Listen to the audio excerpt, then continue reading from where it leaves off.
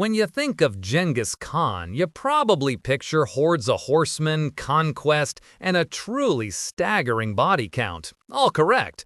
But you probably don't picture him as a champion of reforestation. He's arguably the single most impactful environmentalist in human history. Of course, his method for reducing humanity's carbon footprint was, shall we say, direct. It involved depopulating vast swaths of the planet, so less planting trees and more creating fertilizer. Before we get into the mechanics of his particularly brutal brand of terraforming, we need to understand the fundamental problem he faced.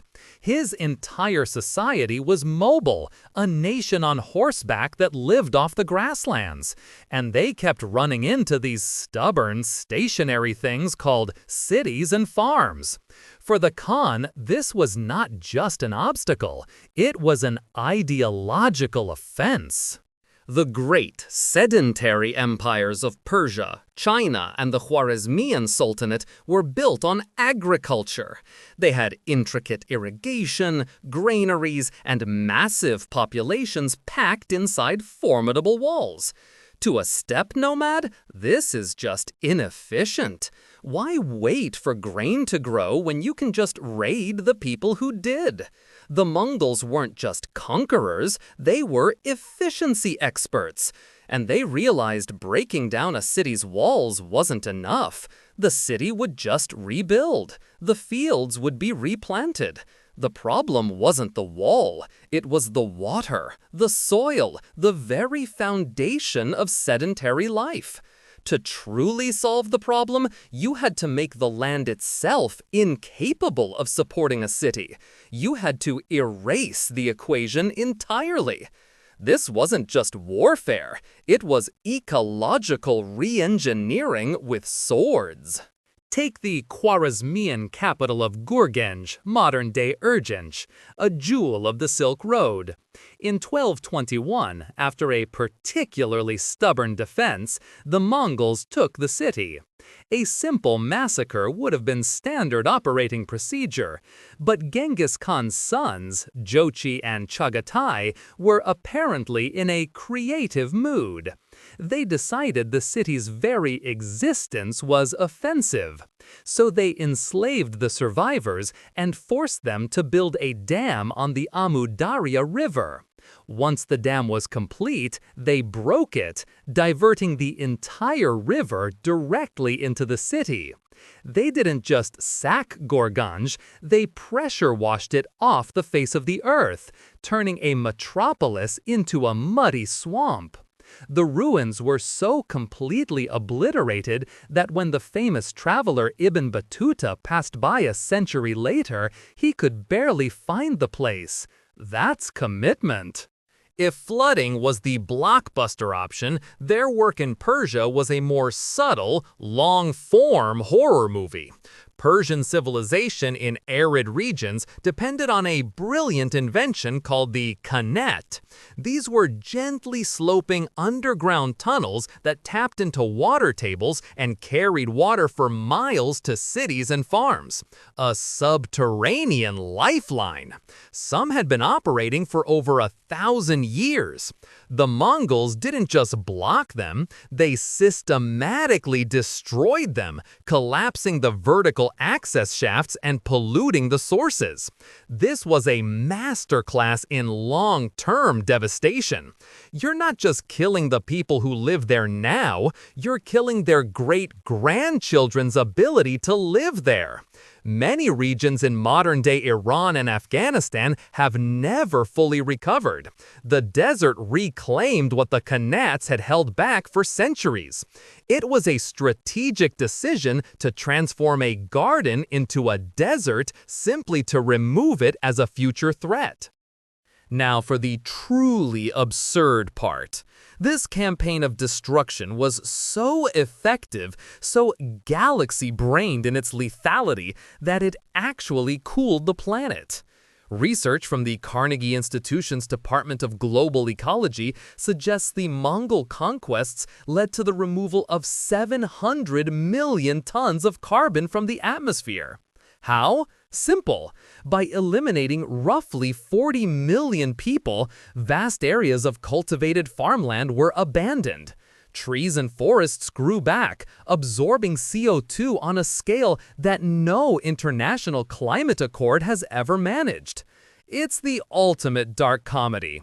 The most successful carbon sequestration project in pre-industrial history was a side effect of genocide. Genghis Khan achieved what modern governments can only dream of, a tangible, measurable reversal of carbon emissions. The marketing was just a little aggressive. This return to wilderness wasn't just a happy accident. It served a direct military purpose. The Mongol war machine ran on horses. Not just one per soldier, but 3 or 4. An army of 100,000 men meant managing up to 500,000 animals. These horses couldn't eat grain from conquered cities. They needed immense, continuous pasture land. The sea of grass, the steppe, was their fuel tank. So, when they conquered agricultural societies, they often deliberately converted farmland back into grassland, tearing down fences, filling in irrigation ditches, and letting the steppe reclaim the land created a perfect highway and supply depot for future Mongol armies. They weren't just destroying enemy infrastructure, they were building their own, even if building meant letting everything go to weed. Of course, no discussion of Mongol ecological impact is complete without mentioning their contribution to public health. Or rather, the opposite. By the mid-14th century, the Mongol Empire, known as the Golden Horde in the west, was laying siege to the Genoese trading city of Kaffa in the Crimea. Frustratingly, the city's defenders wouldn't surrender. At the same time, the Mongol army was suffering an outbreak of a delightful disease we now call the Black Plague. In a moment of grim inspiration, the commander, Janibeg, decided to share. He ordered the plague-ridden corpses of his soldiers to be loaded into catapults and hurled over the city walls.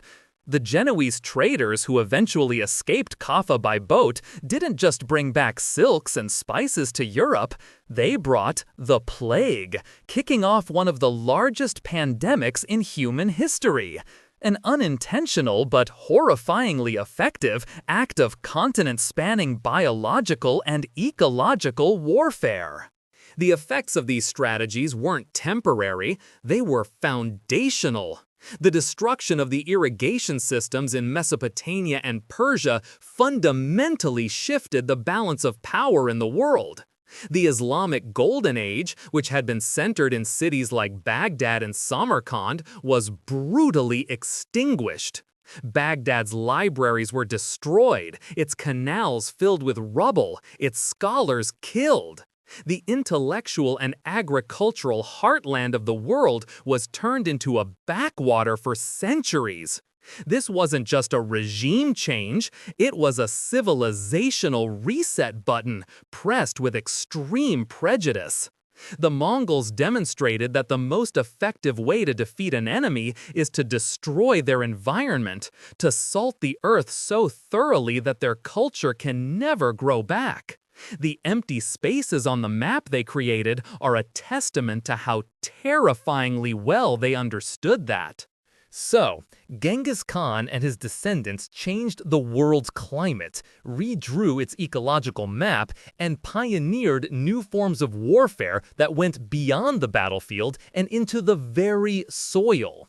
They weren't driven by some evil desire to watch the world burn. They were just ruthlessly practical.